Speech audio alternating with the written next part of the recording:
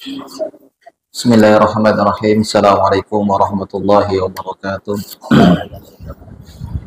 Alhamdulillahi rabbil alamin. Hamdan katsiran thayyiban mubarakan fih kama yuhibbu rabbuna wa yarda. Alhamdulillahi qabla ridha, alhamdulillahi inda ridha, alhamdulillahi ba'da ridha. Alhamdulillahi ala kulli hal. Allahumma salli wa sallim wa barik ala habibina nabiyina Muhammad wa ala alihi wa sahbihi ajmain. Ikhwati fillah, ibu rahimani wa rahimakumullah. Kita bersyukur kepada Allah Subhanahu wa taala pada siang hari ini kita bisa bertemu kembali di salah satu taman di antara taman-taman ilmu. Semoga Allah Subhanahu wa taala senantiasa memberikan kepada kita istiqomah dan kesehatan sehingga kita bisa menghadiri setiap kajian ataupun majelis ilmu. Baik, pada pagi hari ini sebagaimana biasa kita lanjutkan kembali pembahasan kitab Syarah Arba'in An-Nawawi atau 40 hadis yang ditulis oleh Al-Imam An-Nawawi rahimahullahu taala rahmatan wasi'ah. 42 hadis ini merupakan pelajaran atau penjelasan tentang agama Islam secara umum. Maka barang siapa yang sudah mempelajari dari 42 hadis ini secara global, secara umum, sangat diharapkan dia bisa memahami Islam secara menyeluruh. Ya, sangat dianjurkan agar seorang muslim atau muslimah ketika dia sudah mempelajari hadis ini, tentunya dia memahami dan menghafal, berusaha untuk menghafal ya, maka diharapkan dia bisa untuk memahami agama Islam secara menyeluruh. Karena 42 hadis ini memang berputar tentang pokok daripada akidah kita sebagai seorang Islam, sebagai seorang muslim, baik dari masalah akidah kepada Allah, iman kepada Allah, dan juga iman kepada hari kiamat, dan juga tentang akhlak dan sebagainya. Kita memasuki pelajaran yang selanjutnya, al-hadis Tsamin wa Tsalatsun. Hadis yang ke-38.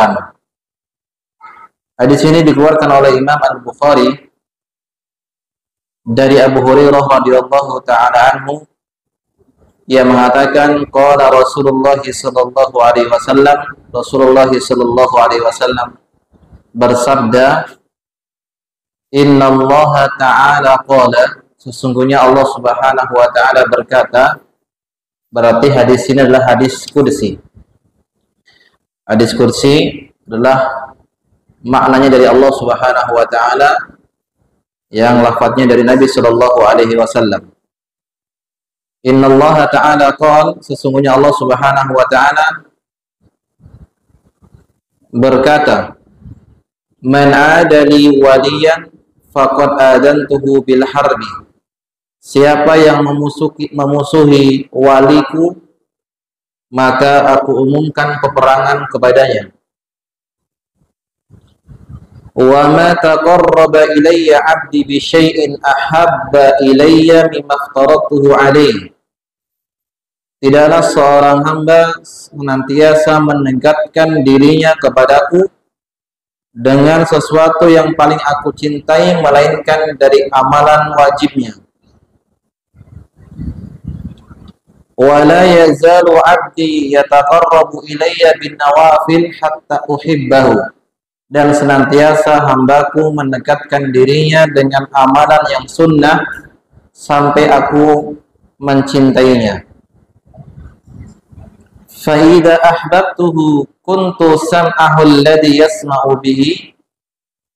Jika aku sudah mencintainya, aku menjadikan pendengaran yang dengannya ia mendengar. Wa basarahu alladhi yubsiru bihi. Aku menjadi penglihatannya yang dengannya dia melihat. Wa yadahu allati yabtishu biha. Aku menjadi tangannya yang dengannya dia memukul atau menggerakkan tangannya. Wa rijlahu allati yamshi biha. Aku menjadi kakinya yang dengannya dia berjalan. wala in sa'alani la'u'tiyannahu, apabila dia meminta kepadaku niscaya akan aku kabulkan permintaannya, wala in sta'adzani la'u'idzannahu, dan apabila dia meminta perlindungan kepadaku akan aku lindungi dia. Akhwati fillah, kaum muslimah, ibu-ibu rahimani wa rahimakumullah. Hadis yang kita baca tadi merupakan hadis qudsi, yang mana ini termasuk atau dikenal dengan hadis wali, penjelasan tentang wali Allah Subhanahu wa taala. Di sini jelaskan siapa itu wali Allah dan bagaimana ciri-ciri mereka dan bagaimana caranya seorang hamba itu menjadi wali Allah Subhanahu wa taala. Dan sebelum kita membahas tentang isi daripada hadis ini, alangkah baiknya kita jelaskan terlebih dahulu tentang apa itu dan siapa itu wali Allah. Karena banyak di antara keyakinan-keyakinan yang tersebar di kaum muslimin secara umum bahwa wali Allah itu mereka yang memiliki kesaktian, mereka yang bisa menghilang, mereka yang bisa terbang, mereka yang tidak mempan di gorok, tidak mempan dibacok dengan senjata tajam, mereka yang tidak mempan dengan api dan seterusnya.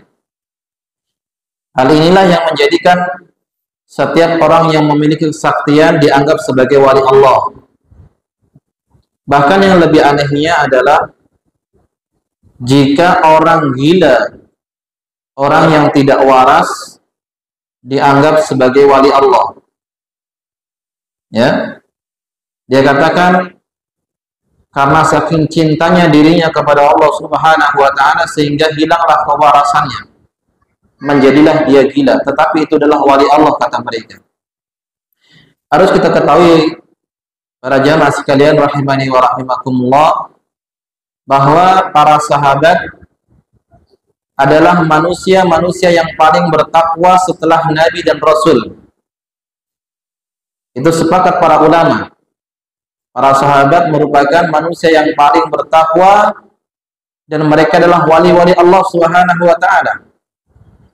Namun tidak ada kita mendengar dari antara di kalangan para sahabat bahwasanya semakin bertakwa, semakin dia cinta kepada Allah, semakin besar keimanan mereka, kemudian mereka menjadi gila.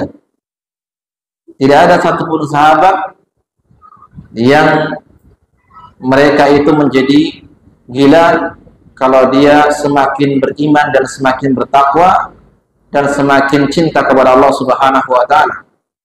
Berbeda dengan keyakinan sebagian kaum muslimin, apabila cinta itu semakin besar kepada Allah Subhanahu wa taala sehingga hilang akalnya, yang ada di dalam pikirannya itu hanyalah cinta kepada Allah, sehingga dia itu seperti orang gila.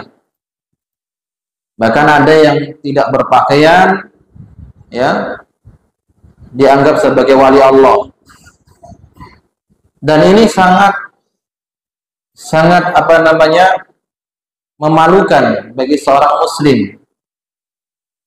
Bayangkan jika orang tersebut disaksikan oleh orang-orang non-Islam, orang-orang kafir, menyaksikan ada seorang yang gila dianggap sebagai wali Allah, sebagai kekasih Allah Subhanahu wa taala. Maka itu telah memburukkan citra daripada kebagusan daripada Islam.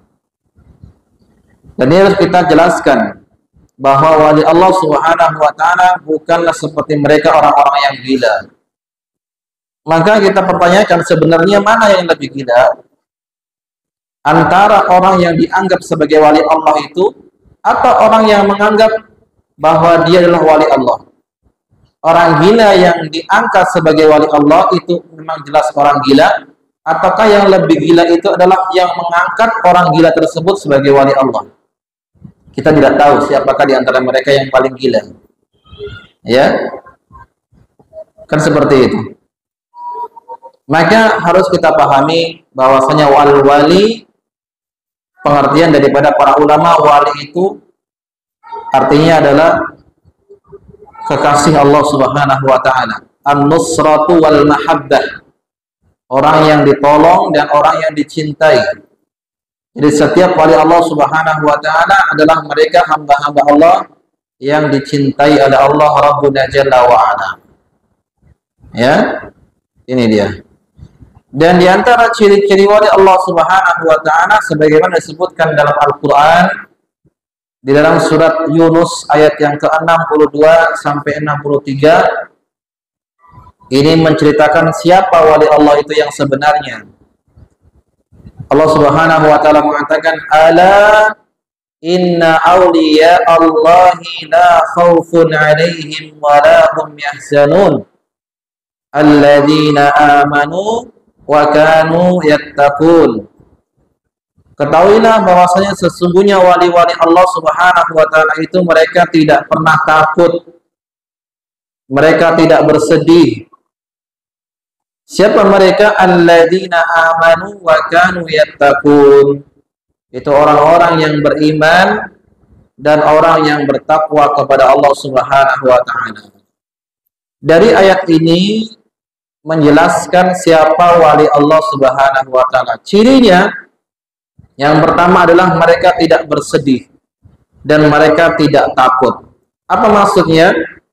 Mereka tidak bersedih dengan apa yang akan dia tinggalkan dari urusan dunianya, ya. Dan mereka tidak takut dengan apa yang akan mereka jumpai di hari kiamat kelak. Ini orang-orang, ya, para wali Allah. Karena para wali Allah Subhanahu wa taala mereka orang yang bertakwa dan beriman kepada Allah Subhanahu wa taala. Artinya mereka orang yang taat kepada Allah.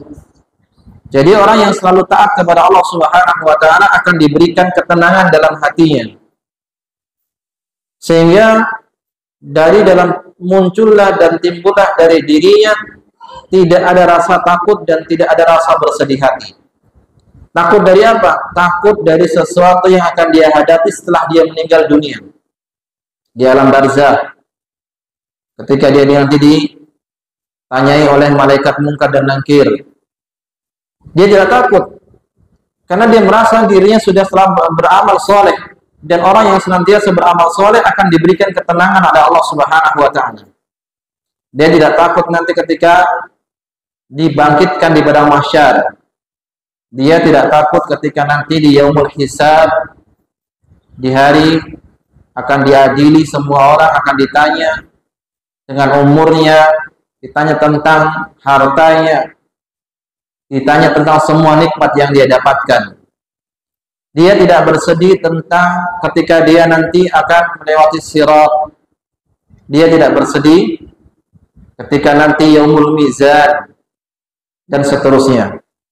Karena mereka orang-orang yang senantiasa taat kepada Allah Subhanahu wa taala, secara otomatis akan tenang hatinya.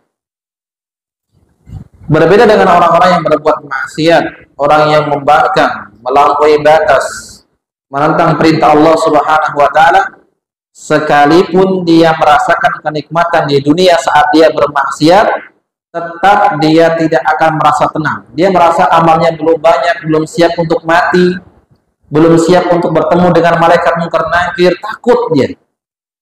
Belum siap untuk ditanya oleh Allah Subhanahu wa taala, belum siap untuk meninggalkan anak dan istrinya, belum siap untuk meninggalkan kekayaannya, takut. Tapi orang yang senantiasa dekat dengan Allah Subhanahu wa taala, apa yang dia takutkan tidak ada. Toh urusan dunia, anak dan istrinya dia serahkan kepada Allah. Allah yang akan menjaga. Allah yang akan melindungi keluarganya. Urusan dunia tentang hartanya juga biarkan, serahkan semuanya kepada Allah Subhanahu wa taala. Apa yang ditakutkan? Tidak takut. Apa yang dia sedihkan? Tidak bersedih. Berpisah dengan istri, berpisah dengan anak dan istri, dengan keluarganya, tidak bersedih. Karena semua itu ketika dia tinggalkan dalam keadaan dia bertakwa, dekat dirinya kepada Allah Rabbuna Jalla wa Ala, maka Allah yang akan menjaga mereka semuanya. Ya, makanya para wali Allah Dia kelebihannya tidak pernah merasa takut dan tidak pernah bersedih.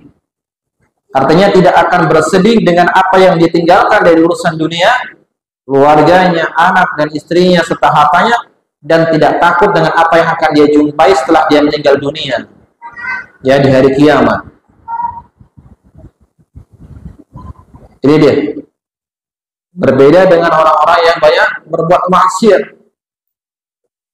Berbeda dengan orang-orang yang hanya memikirkan dunia saja.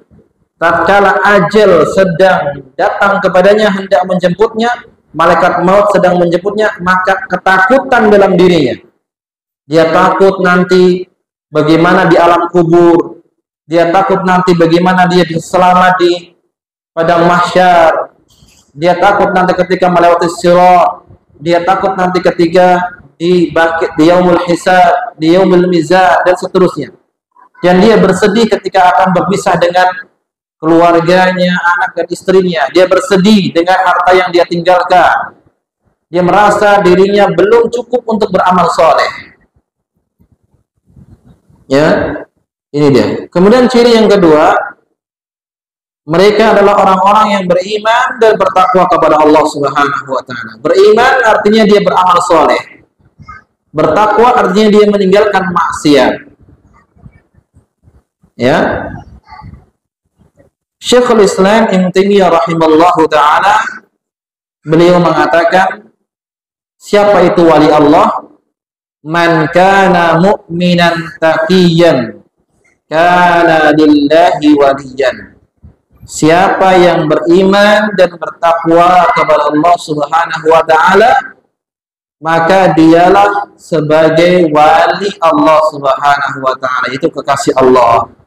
Sebagaimana Allah mengatakan, alladzina amanu wa kanu yattaqun, itu orang-orang yang beriman dan bertakwa kepada Allah Subhanahu wa taala. Sekali lagi, iman artinya dia beramal saleh, dan bertakwa artinya dia meninggalkan maksiat. Ya, itulah disebut dengan wali Allah Subhanahu wa taala. Kemudian di antara ciri wali Allah dan bagaimana kiat agar menjadi wali Allah Subhanahu wa taala adalah dia harus mengamalkan amalan yang wajib. Ya, salat, puasa, haji, ya, rukun Islam, amal-amal yang wajib. Seorang istri juga demikian di rumahnya, kewajiban sebagai seorang istri di rumah bagaimana? Melayani suaminya, memasakkan, ya, menyapu, mencuci, ya, kadang juga mengurusi anak, belanja dan seterusnya. Semua itu yakinilah ibu sekalian bahwa itu adalah ibadah.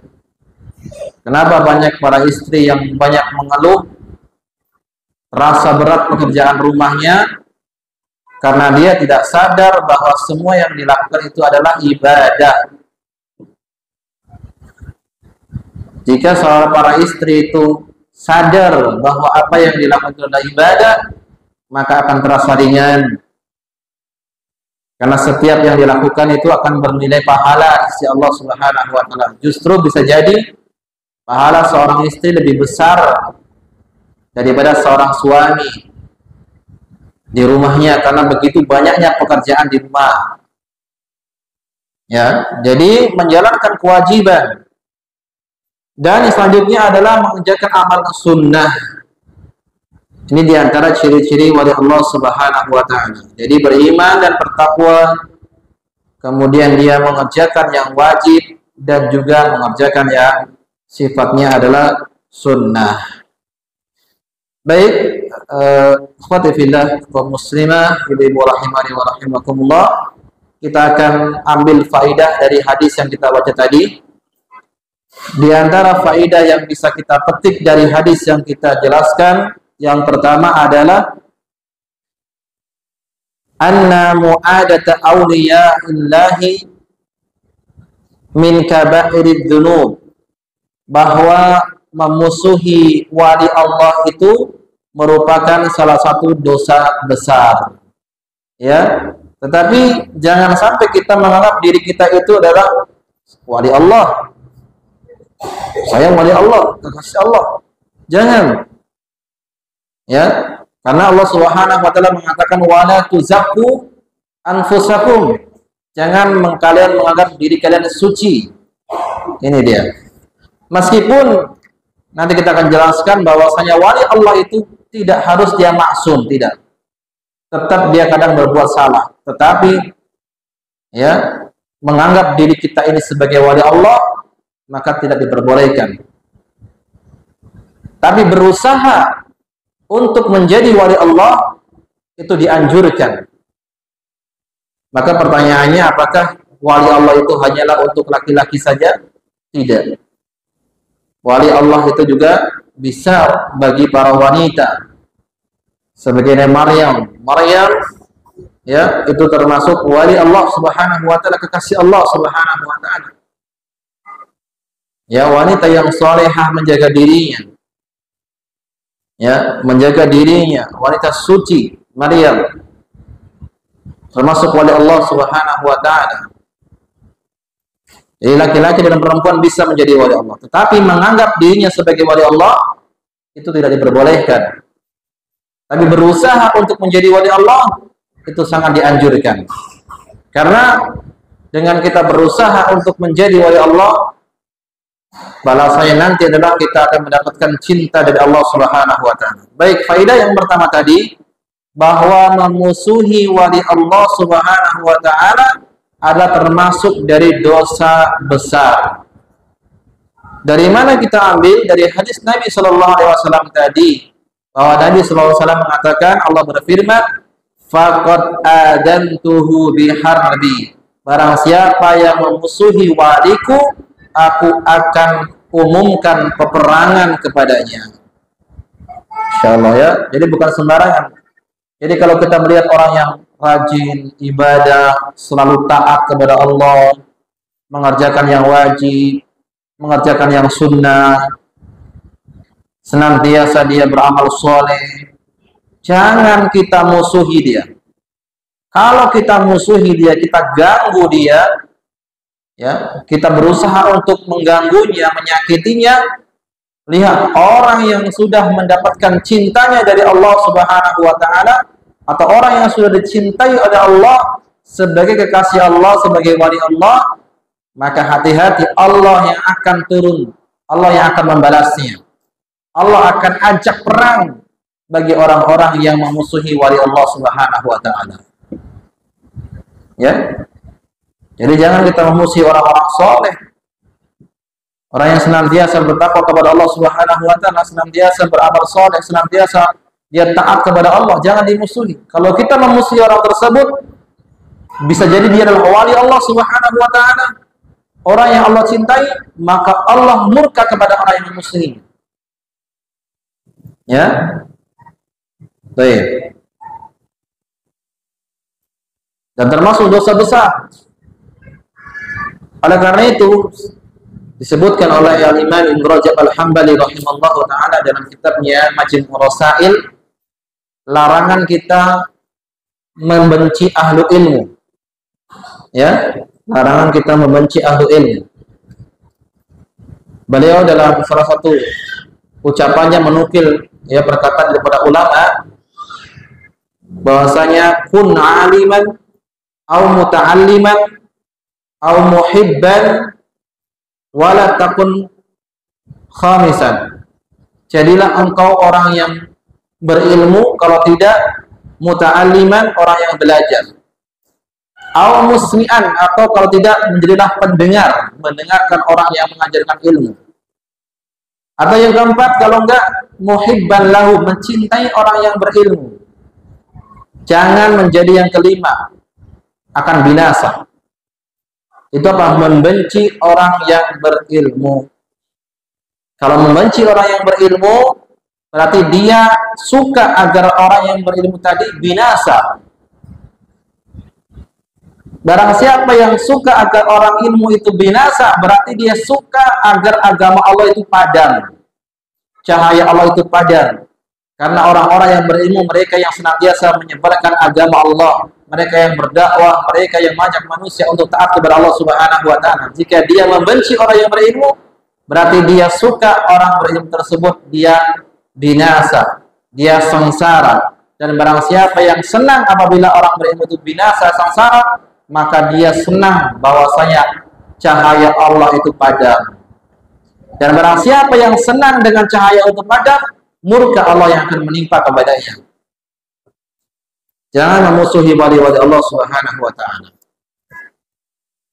Yang kedua, di antara faidah dari hadis yang kita baca tadi adalah isbatu auliya illahi azza wa jal, yaitu di dalam Islam menetapkan adanya wali Allah Subhanahu wa taala. Ya. Dan kita harus bisa membedakan mana wali Allah dan mana wali syaitan. Sebagaimana kita bisa membedakan mana hizbullah dan mana hizbus syaitan, mana golongan Allah dan mana golongan yang mengikuti syaitan. Sudah kita jelaskan tadi di antara ciri-ciri wali Allah, ya, mereka orang yang bertakwa, beriman, dan senantiasa mengerjakan yang wajib dan berusaha senantiasa mengerjakan amalan-amalan yang sunnah. Kemudian di antara faidah yang ketiga yang selanjutnya, bahwa isbatul harabati lillahi azza wa jalla, menetapkan Allah Subhanahu wa taala perang, ya, bagi siapa? Bagi mereka yang memusuhi Allah Subhanahu wa taala. Kalau kita lihat di dalam Al-Qur'an, bahwasanya Allah Subhanahu wa taala mengajak peperangan itu bukan hanya kepada orang yang memusuhi wali Allah, tetapi kita bisa lihat di dalam Al-Qur'an kepada orang-orang yang makan harta riba juga mereka diancam peperangan dengan Allah Subhanahu wa taala. Di dalam hadis ini Allah Subhanahu wa taala menyebutkan peperangan kepada orang yang memusuhi Allah. Siapa yang sanggup memerang Allah Subhanahu wa taala dan siapa yang bisa mengalahkan peperangan dengan Allah, maka mustahil bagi seorang manusia yang sanggup melawan perang dengan Allah Subhanahu wa taala. Di dalam ayat lain surah Al-Baqarah ayat yang ke-279 Allah Subhanahu wa taala mengatakan, "Fa in lam taf'alu fa'danu biharbin minallahi wa rasulih. Ya ayyuhalladzina amanu wadaru ma baqiya minar riba in kuntum mu'minin." Wahai orang-orang yang beriman, tinggalkan semua harta yang kau dapatkan dari riba, ya, atau tinggalkan semua transaksi riba jika kalian beriman kepada Allah Subhanahu wa taala. Fa in lam taf'alu, jika kalian tidak mau berhenti dari dosa riba tersebut, fa'danu biharbin minallahi wa rasulih, maka umumkan peperangan dari Allah Subhanahu wa taala dan Rasulnya sallallahu alaihi wasallam. Siapa yang sanggup melawan perang dengan Allah? Allah Subhanahu wa taala Rabbu kulli syai'in, pemilik alam semesta ini yang menciptakan kita. Kemudian juga di dalam ayat yang lain Allah Subhanahu wa taala menyebutkan tentang orang-orang yang melakukan kerusakan di atas muka bumi ini. Dalam surah Al-Maidah ayat yang ke-33 Allah mengatakan, "Innama jazaa'ul ladzina yuharibunallaha wa rasulahu wa yas'auna fil ardi fasada." Sesungguhnya balasan bagi orang-orang yang memerangi Allah dan Rasulnya dan berusaha melakukan kerusakan di atas muka bumi ini, ayyuqattalu ayyusallabu aw tuqatta'a aydihim wa arjuluhum min khilafin aw yunfauna min al-ard. Mereka itu dibunuh atau mereka disalib. Balasan mereka adalah dibunuh atau disalib, atau tangan mereka dipotong, ya, bersilang antara tangan dengan kaki, atau mereka diasingkan dari kotanya, tempat tinggalnya. Dzalika lahum khizyun fil dunya, itulah balasan bagi mereka kehinaan di dunia. Walahum fil akhirati adzabun adzim, dan baginya mereka di akhirat azab yang sangat pedih. Ini dia. Jadi Allah Subhanahu wa taala menetapkan peperangan. Yang selanjutnya, yang keempat, isbatu mahabbatillahi wa annaha tafadul. Menetapkan Allah Subhanahu wa taala memiliki sifat mahabbah, cinta. Allah mencintai para hambanya, tetapi cintanya Allah tidak sama dengan cintanya manusia.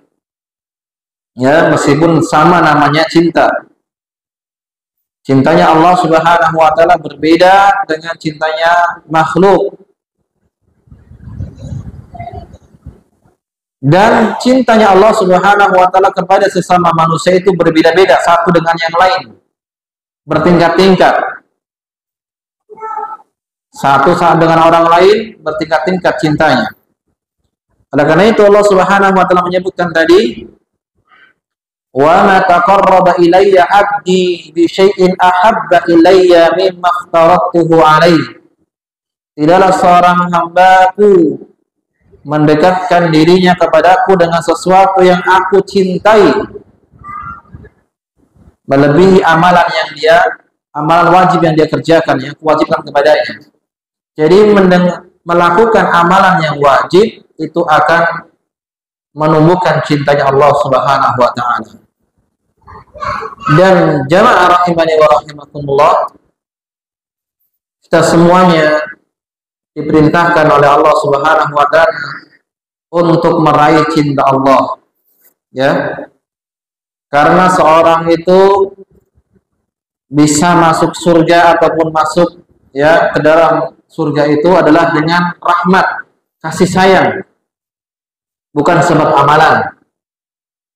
Tak ada seorang pun yang masuk surga dengan amalan, karena amalan yang dikerjakan tidak sebanding dengan kenikmatan yang ada di akhirat, di surga. Tetapi seorang itu masuk surga dengan rahmat Allah, kasih sayang Allah. Maka marilah kita berlomba-lomba untuk mendapatkan cintanya Allah. Meskipun manusia itu memusuhi kita, meskipun orang lain tidak suka dengan kita, karena yang diperintahkan adalah untuk mendapatkan ridhonya Allah, bukan ridhonya manusia. Oleh karena itu para ulama menyebutkan ridho Allah ghayatun la tutrak. Ridhonya Allah, mencari ridho Allah itu sesuatu yang tidak boleh ditinggalkan. Wa ridhon nas ghayatun la yudrak. Dan mencari ridhonya manusia sesuatu yang mustahil untuk didapatkan. Manusia hatinya berbolak-balik ya. Hari ini dia suka, besok dia benci. Hari ini dia membela, besok dia mengkhianati. Ya, hari ini dia mencintai, besok dia menjadi musuhnya. Seperti itu manusia, berbolak-balik hatinya. Maka yang harus kita tanamkan dalam diri kita jamaah, mencari ridhonya Allah Subhanahu wa taala meskipun manusia itu memusuhi kita. Dan bagaimana caranya? Beramal soleh khususnya yang wajib jangan ditinggalkan. Bagi para akhwat, para ibu-ibu, ya 5 syarat dia masuk surga, atau 4 atau 5. Ya, sebagaimana dalam sebutkan dalam hadis, idza shallat imra'atun khamsaha, jika seorang wanita salat 5 waktu, wa shamat fardhaha, berpuasa di bulan Ramadan, ya, wa hafizat farjaha, menjaga kemaluan dan harga dirinya. Ketika suami tidak ada, dia jaga dirinya, tidak berselingkuh, ya, tidak melakukan hubungan yang haram. Dan yang kelima adalah wa ata'at zaujaha, mentaati suaminya. Yang keempat, berarti 4 seorang muslimah itu masuk surga. 4 saja. Sholat 5 waktu, puasa Ramadan, menjaga kemaluan, dan mentaati suami. Kalau dia meninggal dunia, qila laha udkhulil jannah, masuklah kalian ke dalam surga, min ayyi abwabil jannati syi'ti, dari pintu surga manapun yang engkau mau. Coba bayangkan para ibu-ibu, para akhwati fillah, jika meninggal dunia, dibangkitkan oleh Allah sendirian, ya, dikubur sendirian, ditanya sendirian, dihisab sendirian, dan dibangkitkan nanti pada hari kiamat. Kemudian dihadapkan di depannya pintu-pintu surga yang 8. Ada pintu sodako, ada pintu sholat, ada pintu yang lain, ada pintu puasa. Dibuka semuanya. Maka dikatakan, ya fulan wa fulanah, wahai fulanah, silakan masuk dari pintu yang mana kamu mau. Bayangkan, jika sekiranya para ibu-ibu, para akhwat semuanya, para istri bisa betul-betul memahami hadis ini dan mempraktekkan hadis ini yang kita baca tadi, 4 dia kerjakan, niscaya dia akan menjadi istri yang salehah, yang tenang, ya, istri yang taat kepada suaminya, dan karena yang dia inginkan adalah surga Allah. Ya, surga Allah Subhanahu wa taala. Dunia itu sebentar. Dunia itu darul ibtila wal imtihan, tempat penuh dengan ujian dan cobaan. Umur kita paling lama 70 dan sekian. Sebentar di dunia. Justru yang lebih lama lagi adalah di akhirat. Ya, maka jadikan tujuan kita yang paling besar masuk ke dalam surga Allah Subhanahu wa taala. Allahumma ja'alna min ahli jannah. Allahumma ja'alna min ahli jannah. Allahumma dakhilna al-jannah. Kemudian yang selanjutnya, yang kelima, annal a'mala salihata tuqarribu ila Allah azza wa jalla, bahwasanya amal saleh itu dapat mendekatkan seorang hamba kepada Allah Subhanahu wa taala. Ya, wal insanu yashkuru hada. Kita dapat merasakan. Coba bayangkan ya, selama 1 bulan kita berpuasa, kita banyak berbuat baik. Di bulan puasa kita meninggalkan maksiat, sholat di malam hari, tarawih, ya, kemudian siang hari berpuasa, membaca Quran, bersedekah. Apa perasaan kita? Kita merasa diri kita itu tenang dan dekat dengan Allah Subhanahu wa taala. Tetapi begitu selesai puasa, mungkin sebagian yang masih istiqomah, ada juga sebagian yang mereka kembali berbuat maksiat, tinggalkan sholat jamaah, tak lagi membaca Quran. Apa yang dirasakan? Dia terasa jauh dari Allah Subhanahu wa taala. Dia terasa malu kepada Allah Subhanahu wa taala. Ini dia. Maka amal soleh yang dikerjakan oleh seorang hamba dapat mendekatkan dirinya kepada Allah. Tentunya amal soleh tersebut bukan hanya sekedar amal, tetapi amal soleh itu adalah yang ikhlas dan juga ittiba. Ikhlas karena Allah dan ittiba itu mengikuti sunnah Nabi Shallallahu Alaihi Wasallam. Kemudian yang keenam, di antara faedah yang kita bahas dari hadis tersebut adalah anna awamirallahi azza wa jalla qisman. Perintah Allah ada 2, faridah wa nafilah, yang wajib dan yang sunnah. Ya, dan seorang hamba, seorang muslim dan muslimah harus betul-betul memprioritaskan yang wajib dulu sebelum yang sunnah. Sholat subuh wajib, jangan telat-telat sholatnya. Ya, bayangkan 2 rakaat sebelum subuh saja pahalanya sangat besar. Kata Nabi Shallallahu Alaihi Wasallam, rakaatai qabla al-fajr, ya, 2 rakaat sebelum subuh, khairun minad dunya wa ma fiha, itu lebih baik daripada dunia dan seisinya. Itu 2 rakaat sebelum subuh, artinya sholat sunnah qabliyah subuh. Bagaimana yang subuhnya? Maka jangan kita telat-telat bangun, ya. Usahakan tepat waktu, pakai alarm. Kalau nggak bisa bangun tepat, pakai alarm yang besar. Kalau ada HP banyak, pasang semua alarmnya, biar hidup semua. Kemudian tidurnya juga jangan terlalu malam, kecuali yang memang mungkin ya banyak sesuatu yang dikerjakan, boleh dia tidur malam. Jadi perintah Allah ada dua, perintah yang sunnah dan perintah yang wajib. Dan seorang harus lebih semangat untuk mengerjakan yang wajib daripada yang sunnah. Tetapi dua-duanya hendaknya kita bersemangat untuk mengerjakannya. Kemudian selanjutnya,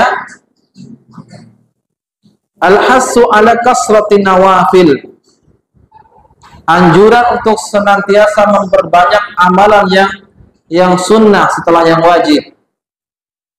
Ya, agar kita mendapatkan cintanya Allah Subhanahu wa taala. Sebagaimana ayat Imtihan surat Al-Imran ayat yang ke-31, Allah Subhanahu wa taala mengatakan, "Qul in kuntum tuhibbunallaha fattabi'uni yuhibbukumullah." Katakanlah Muhammad, serulah kepada seluruh manusia, seluruh kaum muslimin, ya, katakan jika mereka mencintai Allah, ikutilah aku, ikutilah Rasul sallallahu alaihi wasallam. Jadi mengikuti sunnah-sunnah Nabi sallallahu alaihi wasallam akan mendatangkan cintanya Allah. Ya, mendatangkan kecintaan Allah Subhanahu wa taala. Kemudian faedah yang selanjutnya, annallaha ta'ala idza ahabba 'abdan sadaduhu fi sam'ihi wa basarihi wa yadihi wa rijlihi. Sesungguhnya Allah jika mencintai seorang hamba, Allah akan menjaga penglihatannya, pendengarannya, tangannya, dan kakinya. Maka hadis yang kita baca tadi, kalau kita terjemahkan seperti ini, faida ahbabtuhu, jika aku telah mencintainya, aku menjadi pendengarannya yang dia mendengar. Bukan berarti Allah menyatu dengan hamba, bukan. Aku menjadi matanya yang dengannya dia melihat. Aku yang menjadi tangannya yang dengannya dia menggenggam. Aku yang menjadi kakinya yang dengannya dia berjalan. Bukan berarti Allah itu menyatu dengan makhluk, tidak sama sekali. Ini keyakinan yang salah. Kalau ada seorang yang membaca hadis ini, oh ini dalil bahwasanya Allah itu menyatu dengan makhluknya. Ini salah. Apa maksud Allah itu menjadi pendengarannya yang dengannya dia melihat? Maksudnya adalah Allah Subhanahu wa taala akan menjaga penglihatannya. Dia tidak akan melihat kecuali apa yang Allah ridhoi. Apa maksud Allah menjadi pendengarannya yang jangan dia mendengar? Artinya dia akan selalu mendengarkan sesuatu yang Allah ridhoi. La yasma'u illa ma yurdillahi azza wa jalla. Dia tidak akan mendengar kecuali dengan sesuatu yang Allah ridhoi. Ya, ini kalau Allah mencintai seorang hamba. Jadi ini introspeksi bagi diri kita semuanya. Kalau kita sering masih mendengarkan sesuatu yang maksiat, masih melihat yang haram, berarti Allah belum mencintai kita. Ya. Wa idza sami'a intafa. Kalau dia mendengar sesuatu, dia mendengar yang bermanfaat. Wa kadzalika aidan la yutlaqu basaru illa fi ma yurdillah. Demikian pula jika dia melihat, tidaklah dia melihat kecuali dengan apa yang Allah ridhoi. Demikian pula tangannya, tidaklah dia menggerakkan tangannya, menggenggam ataupun melakukan sesuatu kecuali yang Allah ridhoi. Demikian pula kakinya, dia tidak melangkah kecuali kepada sesuatu yang Allah ridhoi. Ini maksud dari hadis bahwasanya Allah menjadi pendengarannya yang dengan dia mendengar, Allah menjadi penglihatannya yang dengannya dia melihat, Allah menjadi tangannya yang dengannya dia menggenggam, Allah menjadi kakinya yang dengannya dia berjalan. Itulah maksudnya, ya. Bukan berarti Allah menyatu dengan makhluknya. Kemudian, annallaha ta'ala idza ahabba 'abdan ajaba mas'alatahu wa a'ta ma sa'yas'ala wa a'adahu mimma yakrahu. Sesungguhnya Allah jika telah mencintai seorang hamba, maka permintaannya akan selalu dikabulkan. Dan apabila dia meminta perlindungan dari sesuatu yang dia tidak sukai, akan dia lindungi. Sebagaimana hadis tadi mengatakan, wala in sa'alani la u'tiyannah. Jika dia meminta, akan kuberi permintaannya. Wala in sta'adani la u'idannah. Kalau dia meminta perlindungan, akan kulindungi dia. Inilah wali Allah Subhanahu wa taala. Sungguh sangat sulit ya mencapai derajat wali Allah, tapi setiap kita muslim dan muslimah harus berusaha sampai kepada derajat wali Allah Subhanahu wa taala. Ya. Karena permintaan kita dikabulkan. Siapa yang tidak senang jika kita meminta selalu dikabulkan? Ya, meminta rezeki, ditambah rezeki dan diberkahi rezekinya, meminta anak, kemudian juga diberi anak, meminta keselamatan, dijaga dari keburukan, diberi permintaannya, dan seterusnya. Nah, kenapa kok terkadang kita permintaan kita, meskipun kadang kita sudah sholat, sudah baik, sudah semuanya kita kerjakan, tetapi terkadang permintaan kita ini belum dikabulkan oleh Allah Subhanahu wa taala? Ingat, doa seorang hamba itu ada salah satu 3 kemungkinan. Yang pertama, bisa jadi langsung dikabulkan. Yang kedua, tidak dikabulkan, tapi Allah jadikan dia sebagai simpanan pahala yang akan dia petik, akan dia raih nanti di hari kiamat. Karena doa adalah ibadah, semakin banyak berdoa semakin banyak ibadah. Dan yang ketiga, Allah akan jauhkan dari mara bahaya. Semakin banyak dia berdoa, semakin Allah jauhkan dia dari segala mara bahaya.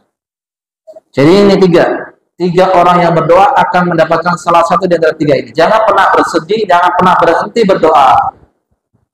Minta kepada Allah Subhanahu wa taala. Meskipun terkadang belum dikabulkan doa kita. Saya sudah berdoa terus kok nggak dikabulkan. Terus berdoa, jangan berhenti. Karena doa ibadah. Ya. Ini dia.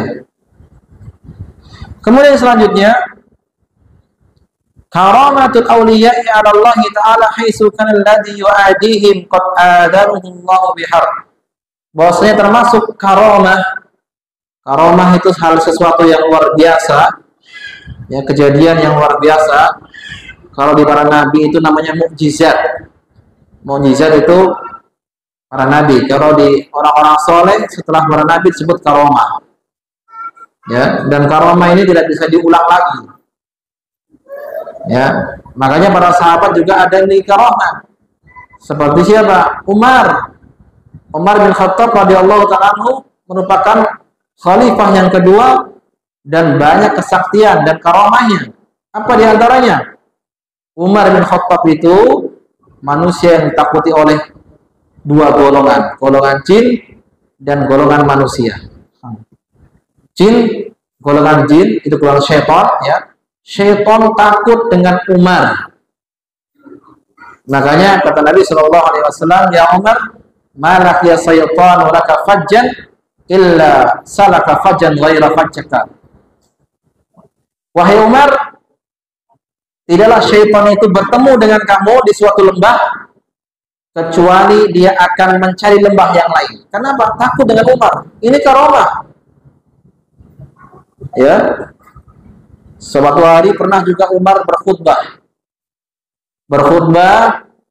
kemudian tatkala itu Umar sedang mengirimkan pasukan untuk berperang.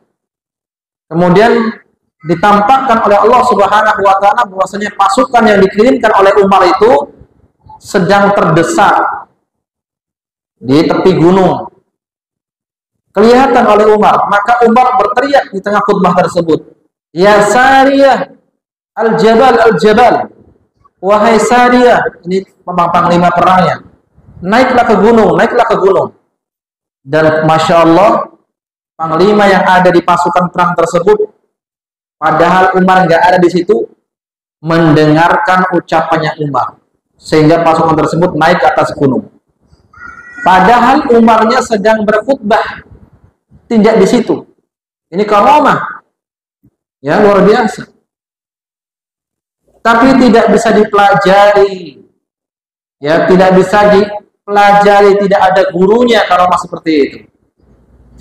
Tidak sebagaimana karamah yang dimaksud oleh sebagian kaum muslimin, bahwa karamahnya Kiai Anu bisa menghilang, ya karamah Kiai Anu ketiaknya harum seperti kasturi, atau karamahnya Kiai Anu ya mempan, tidak mempan di bacok, tidak mempan di kena api kebal, bukan seperti itu. Kalau seperti itu disebut dengan karamah, niscaya orang-orang yang di Indonesia banyak orang seperti itu lebih hebat daripada Abu Bakar dan Umar, lebih hebat daripada sahabat. Para sahabat saja banyak yang meninggal dunia kena tusuk pedang, ya kena sabetan pedang, kena tusuk tombak dan anak panah. Banyak yang meninggal dunia karena peperangan. Yang harus kita ketahui para jamaah sekalian, bukanlah syarat menjadi wali Allah itu harus sakti, tidak ya. Bukan menjadi syarat wali Allah itu harus sakti, tidak. Sebagaimana Abu Bakar secara keimanan lebih tinggi keimanannya daripada Umar bin Khattab. Sepakat para ulama bahwasanya Abu Bakar terbaik. Tetapi Abu Bakar tidak memiliki kesaktian sebagaimana dimiliki oleh Umar bin Khattab radhiyallahu taala anhu. Ya. Yang kedua, tidak harus syarat menjadi wali itu tidak harus maksum. Apa artinya maksum? Terbebas dari dosa. Ya, sebagaimana keyakinan orang-orang Syiah, menurut mereka para imam mereka maksum. Ya, maksum terbebas dari dosa. Ini bukan seperti itu. Ya. Kemudian di antara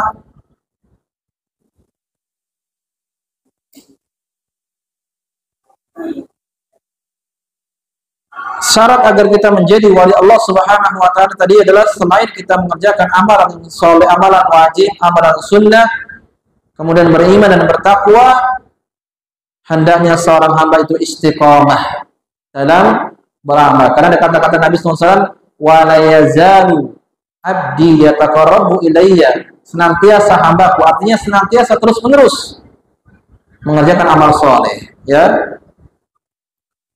Tidak berhenti ketika beramal, karena tujuan kita diciptakan oleh Allah Subhanahu wa taala di atas muka bumi ini untuk ibadah. Ya, untuk ibadah kepada Allah Subhanahu wa taala, untuk berubudiyah. Sampai kapan?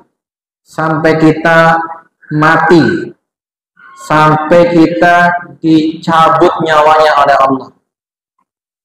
Allah Subhanahu wa taala mengatakan wa'bud rabbaka hatta ya'tiyakal yaqin. Sembahlah Allah Rabbmu sampai datang kematian kepadamu. Baik, ini hadis yang ke-38 yang bisa kita sampaikan.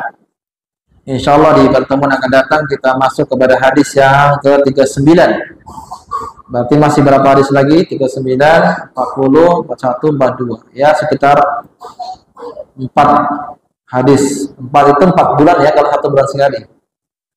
Lama juga ya. Tapi kalau ada hadis-hadis yang pendek mungkin bisa kita singkat pertemuannya. Jadi satu pertemuan bisa 2 hadis. Mudah-mudahan bisa. Jadi kalau ada pertanyaan ibu-ibu di belakang bisa tulis pertanyaannya. Kalau ada pertanyaan seputar ya pembahasan yang kita bahas atau pertanyaan-pertanyaan lain yang kiranya mau ditanyakan, silakan ditulis pertanyaannya.